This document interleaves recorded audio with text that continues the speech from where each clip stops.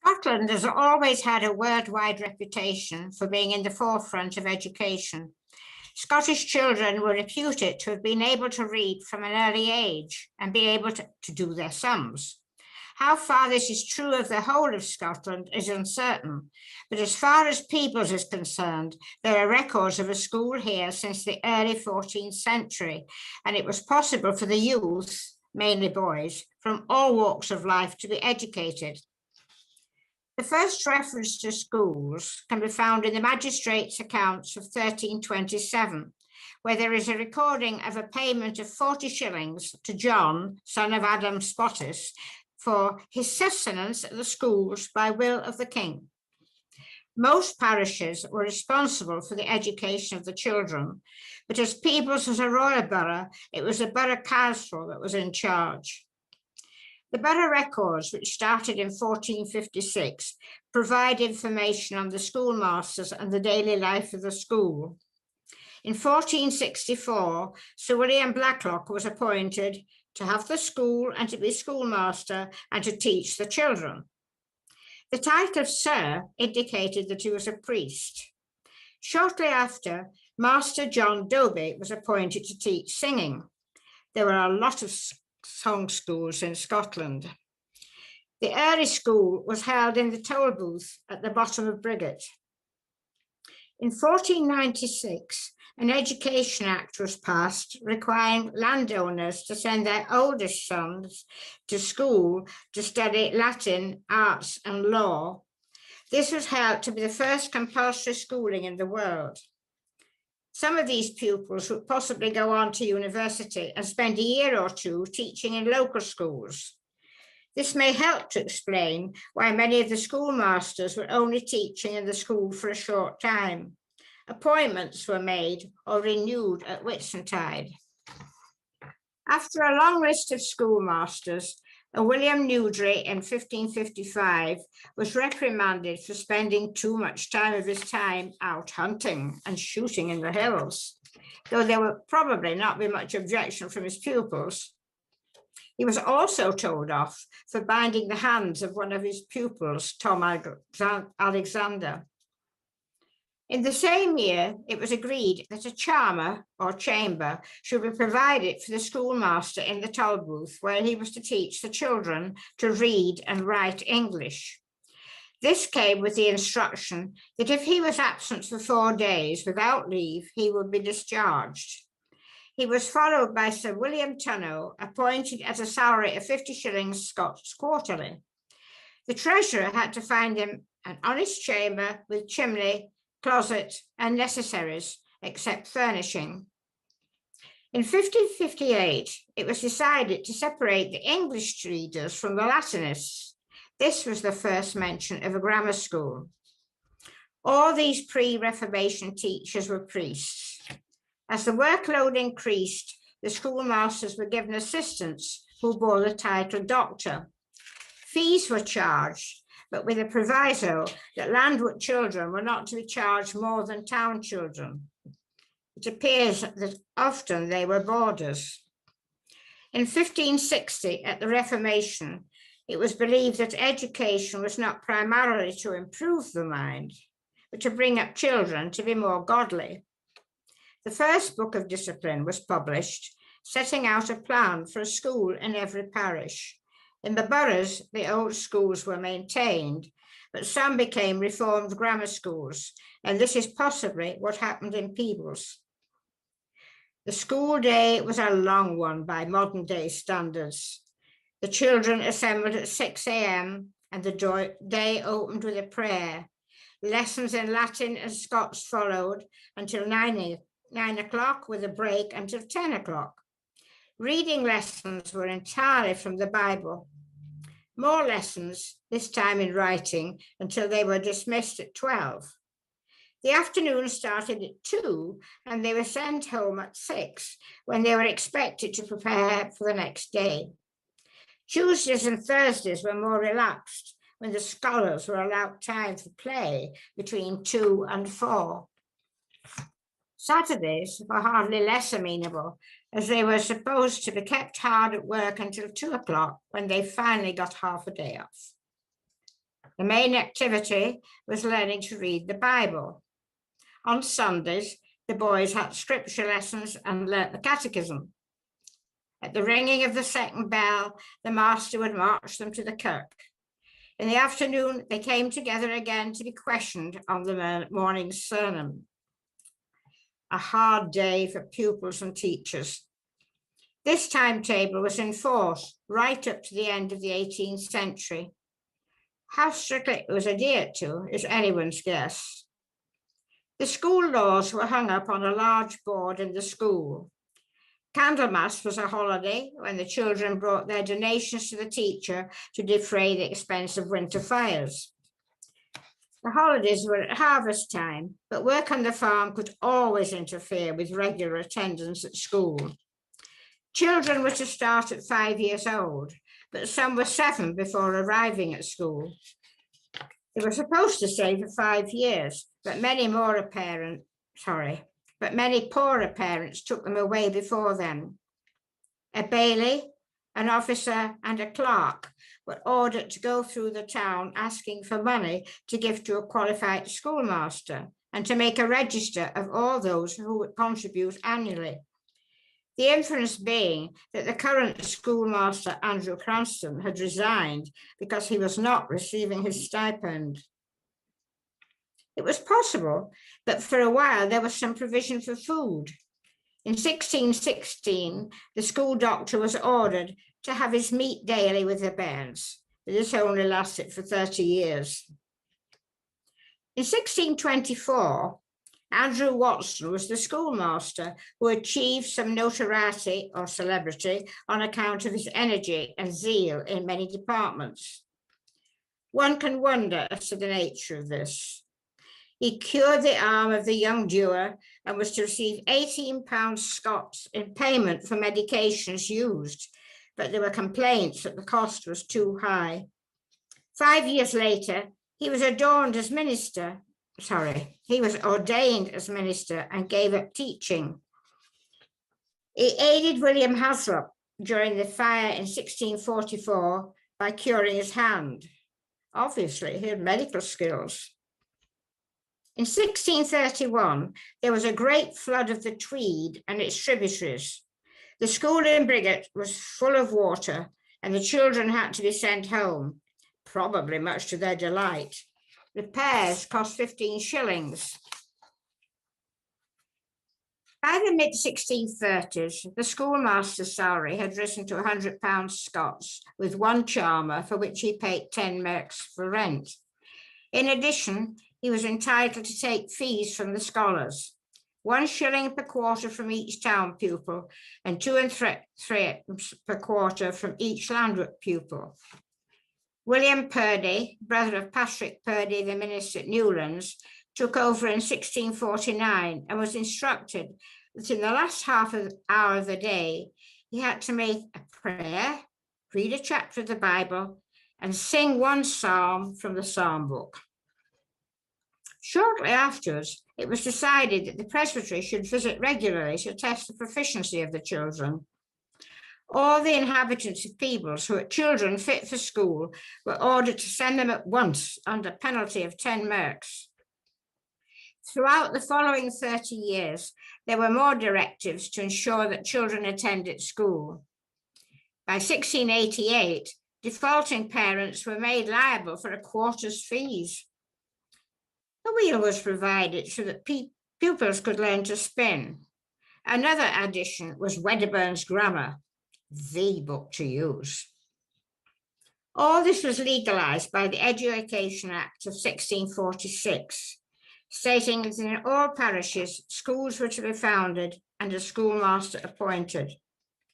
The heritors, property and landowners, were to provide a suitable house for the school and an annual stipend for the schoolmaster between 100 and 200 merks. These to be paid for by a new tax on land and outdoor property. It was later reformulated in a new act. 100 merks was equivalent to £5.11. In 1647, Mr. James Curry was appointed schoolmaster for 200 merks yearly, plus 10 merks for the charmer rent. He was also allowed 12 pennies Scots a quarter for each town child and 13 and fourpence Scots for each landward child. He tried unsuccessfully to get the number of hours for play every day increased. A year later, Andrew Watson, the vicar of Peebles, became the schoolmaster for a second time with a salary of 200 merks. His first change was to order the ringing of the chapel bell every morning at 6 a.m., calling the children to school. There was clearly some concern about the standard of teaching. A visitation from the presbytery found there were deficiencies in teaching grammar, rhetoric, making congruous themes, and turning of verse, and he was exhorted to amend his teachings and attend more often. Shortly afterwards, he became involved in a scandal concerning a juggling man called Lawson.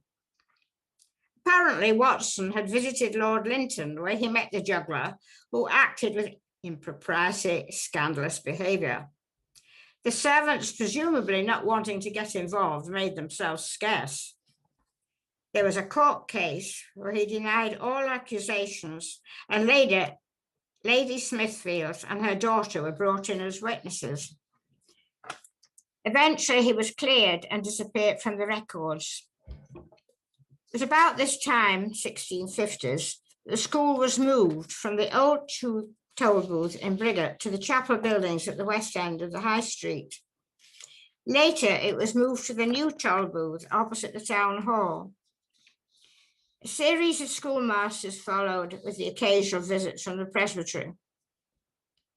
In March 1688, Henry Hay of the Episcopal Church was appointed at a salary of £146 13 and fourpence, with a charmer, 20 loads of peat, 10 loads of coals, and the usual fees from scholars. Furnishings were meagre: a bed with a bottom, a cupboard at the bedside, a shelf between the cupboard and the chimney, a table, a pantry under the stair with lock and key, and a press above the pantry door. There were snacks and locks for the doors and sufficient glass windows. Mr. Hale, however, did not prove suitable, as he refused to pray for King William and Queen Mary, so he was removed. Not deterred, he opened a private school in the cloisters of the Crosskirk. It was alleged that it was under the protection of the Duke of Queensberry, but Hay refused to show his license for teaching. The council was annoyed and passed a resolution that everyone had to send their children to the public school. But this, some parents refused to do, including an ex-provost and a baillie, arguing that Mr. Hay's replacement, John Macmillan, was not qualified. As they refused to send their children to the public school, they were fined £10 Scots with the threat of prison. The council stated that Mr. Macmillan had been approved by the presbytery, so they were bound to send their children to him.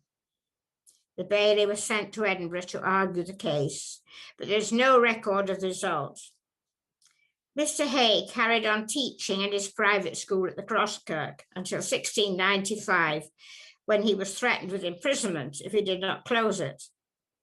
This must have worked, as there are no further references to either Mr. Hay or the school. Relationships between the schoolmaster and his assistant were not always amicable. In 1711, William Simpson, the school doctor, complained to the council of the bad usage he met with from Archibald Mitchell, the master. They were both told to live peaceably together and set a good example to the children under their care. This fell on deaf ears, as shortly afterwards the master turned the doctor out of doors after he had beaten him, and in so doing had undermined the authority of both the magistrate and the provost. Both master and doctor were dismissed, but on appointing a new master, Mr. Wilson, in 1712, William Simpson was given another chance. After all, He was a Master of Arts and had previously been a schoolmaster in the then posh district of Potterrow in Edinburgh. In 1723, William Wood was appointed and was still in office 30 years later, by when he was feeling the strains of old age.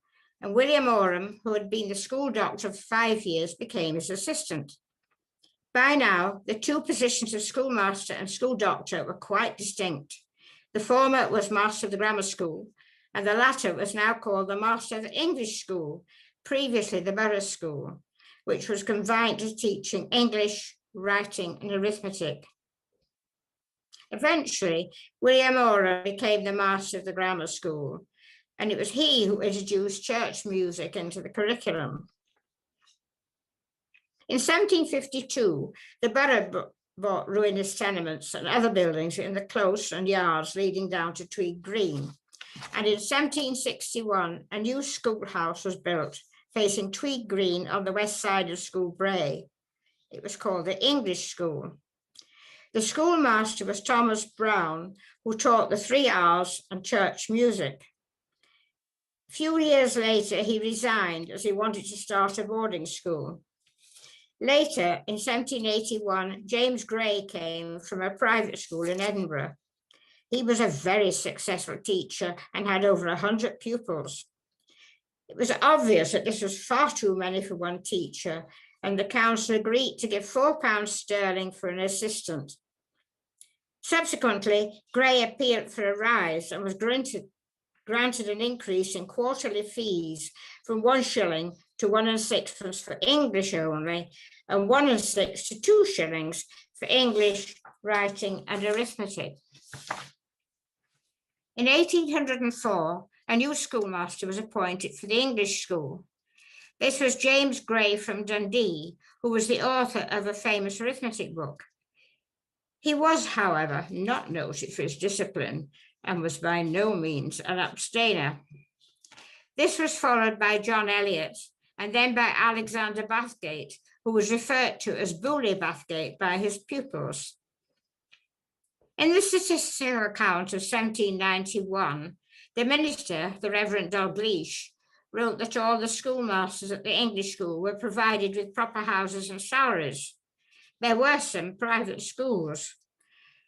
There were 250 children being educated in the town, many from various parts of the kingdom, who brought into the town over £1,000 sterling for boarding and clothing. The account ended with a remark that it was a pity that in these days of increasing prosperity, the salaries of such useful men had not been increased in proportion. In 1793, Mr. James Turnbull came to Peebles to teach dancing. It is not known where his first classes were held, but he soon became dissatisfied with the accommodation because it was disagreeable to the parents, to the children, and not least to himself. He was therefore granted the ballroom for 3 shillings a month. It's not certain where this was. The townhouse or the old ballroom, which stood almost opposite the old British Linen Bank in Northgate. Time was passing, and it was suggested that Mr. Oram, who had been assistant at the grammar school from 1751 and master since 1789, should resign. This met with no response until negotiations took place, and at last he agreed to depart in 1802 after 50 years with his old school salary and house rent. The new master of the grammar school was James Sloane on a salary of £13 10 shillings, with a free house and quarterly fees from each scholar in the town. English 2 shillings, arithmetic 3 shillings, and arithmetic and Latin 5 shillings. Landward scholars' fees were to be agreed by their parents. The following year, he was allowed £12 a year for an assistant. The hours of teaching were much the same as they had been 300 years before. In addition, a voluntary donation was made at Candlemas, named the Candlemas Bleeds. This was the relic of an ancient custom. In winter, pupils were expected to contribute a few pence for coal. Mr. Sloane applied for a larger house so he could keep more boarders. He pointed out that it was the prospect of keeping boarders that brought him to Peebles in the first place, and suggested if the town built a house with accommodation for 30 boarders, he would pay 5% interest on the house. Ground adjoining Tweed Green was purchased, and a house later called the Rectory was built for £635 5 and 4. The top floor was fitted out to be a dormitory for boarders. In 1812, a new grammar school was built at the foot of School Bray, opposite the English school. Tweed Green was the playground for both schools. The grammar school had the east side of the path, and the English school had the west side. There must have been many scuffles, as each side maintained that they were the superior establishment. It was not flat as it is now, but full of hollows and bumps. The borough boys had the added disadvantage of the washing lines. The new school was single-storied with just one room, which contained benches, gradually being carved with names and initials. At the west end, near the fireplace, was the master's chair where he prepared his lessons. The official desk was on the south side, next to the door. When improvements were made, the benches were removed and a line of desks were placed around the room with seating forms, but no backs. There were very few maps, mainly of faraway countries with large areas of unexplored territory, and probably very out of date. Stuart's geography was one of the textbooks. The English, or the borough school, was similarly furnished. When any of Mr. Sloane's boarders ran away, Will Robertson, the auctioneer, was sent off in a gig to capture and bring back the fugitives. These usually took the Edinburgh Road, so were easily seen. Will would pass them, pretending not to recognise them or guess the reason why they were so far from Peebles. When he reached them, he drew up and kindly asked where they were going and if they wanted a lift, as they must be tired. When they accepted, he turned the horse's head and rode straight home with them. Were the boys annoyed or secretly relieved? Mr. Sloane continued as rector of the grammar school until his resignation in 1844. By now, the long hours of previous centuries had come to an end. His 3 daughters carried on teaching at the school.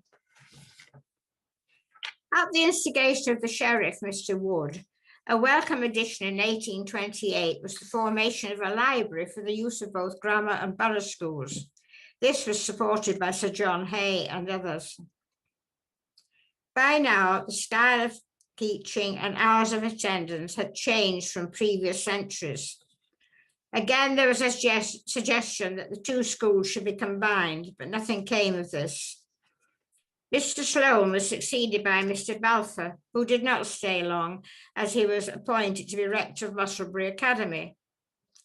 John Russell was appointed in 1845, and like his predecessors, kept boarders. He employed Monsieur de Chatelaine, who taught French and drawing. This accomplished Frenchman resided with a Miss Crockett, who later moved to the house in Biggest Now, which belonged to William Chambers and in which he was born. Mr. Russell died in 1859 and was followed by Thomas Robson from Edinburgh, who did not stay long, having been appointed to the head of Madras Academy in Cooper, Fife. Obviously, having been a schoolmaster in Peebles was a good recommendation. In the early 1860s, the English school was extensively repaired, a new story was added, floors renewed, and new windows put in. In 1833, a report of the commissioners stated that between 70 to 100 scholars attended the English school, where they studied reading, writing, arithmetic, geography, and maths. Around 55 attended the grammar school, and their studies included the above, with the addition of history, French, Latin, and Greek. Quite an impressive curriculum.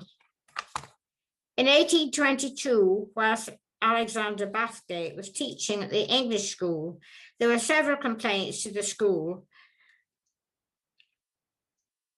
so it was visited by the provost and one of the bailies, but they could find nothing untoward. By 1841, the complaints still kept coming. One of the foremost was that Mr. Bathgate had appointed one of his own sons as an assistant.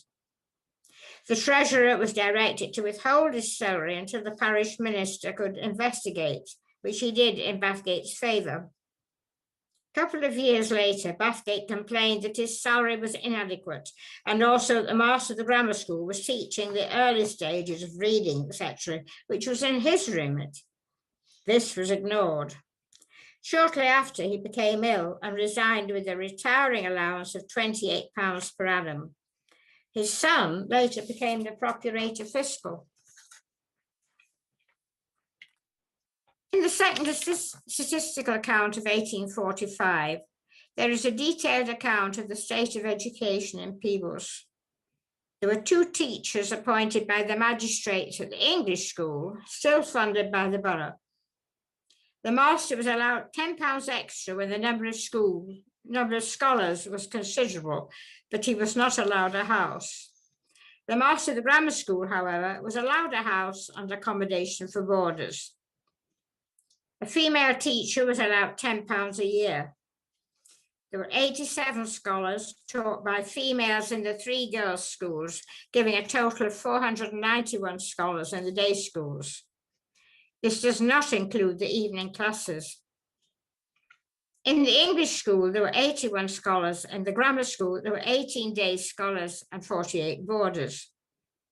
The private schools accounted for a further 257 scholars. It goes on to say that the grammar school had a long and distinguished record as a boarding establishment.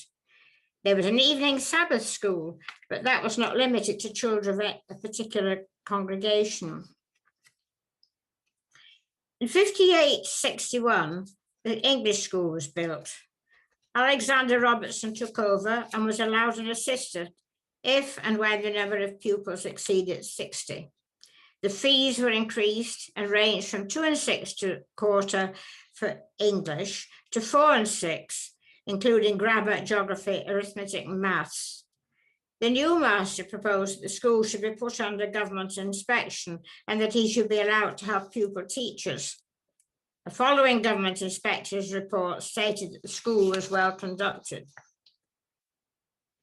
In 1850, St. Joseph's Church was established in the High Street, and later a new church was built in Rosetta Road with a school at the side for Catholic children, where the teacher was the parish priest. The infant school was in Elko Street. It was later enlarged to include girls and called Holyrood Primary School. During the 19th century, there were many private fee-paying schools called adventure schools in Peebles. There was one in Biggisnow run by 2 brothers, the Murrays, who later moved to Cumnock in the west of Scotland. Other teachers were Andrew Wood Smith, Robert Brown, and Archibald Allison, who all became ministers of the United Presbyterian Church. Also in Biggisnow lived Monsieur Augustus H. Gregor, born in Dunkirk, who taught dancing for many years. Another school was held across the river in Bridgend at what is now Woodbine Cottage. It is shown on Wood's map of 1823. Later, it became famous as its 2 female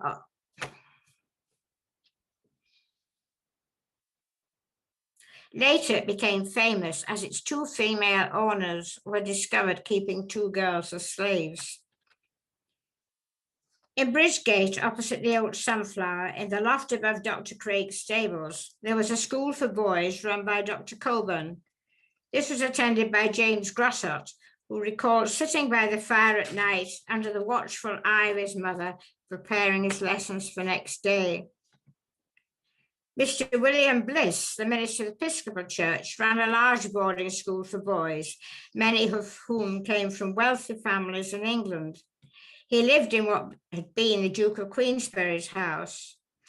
On his death in the 1840s, the school passed to the Reverend Thomas Wyer, but the number of boarders dropped significantly from 17 under Mr. Bliss to 3 under Mr. Wyer in a period of 20 years. By this time, the school had moved to Summerfield and Venlo High Road, now Red Braes.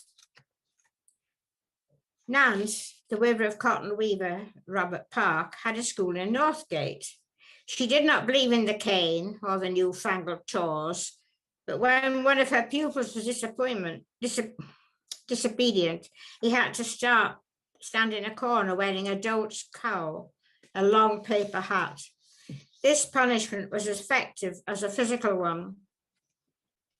In 1858, Dr. James Browning, M.A., opened a private school in the south of the town called Bonington Academy for boys, where he had 36 boarders. On selling the school, Mr. James Gibson took over as headmaster. Up to now, girls were usually educated, if at all, in small private or dame schools. In 1656, the council had forbidden women to teach boys along with the girls and gave strict orders that all the boys should be sent to one of the regular schools. Miss Marion Watson kept a school, teaching girls sewing, deportment, etc. for 2 years. Miss Fairbairn was appointed to the sewing school at a fixed salary of £10.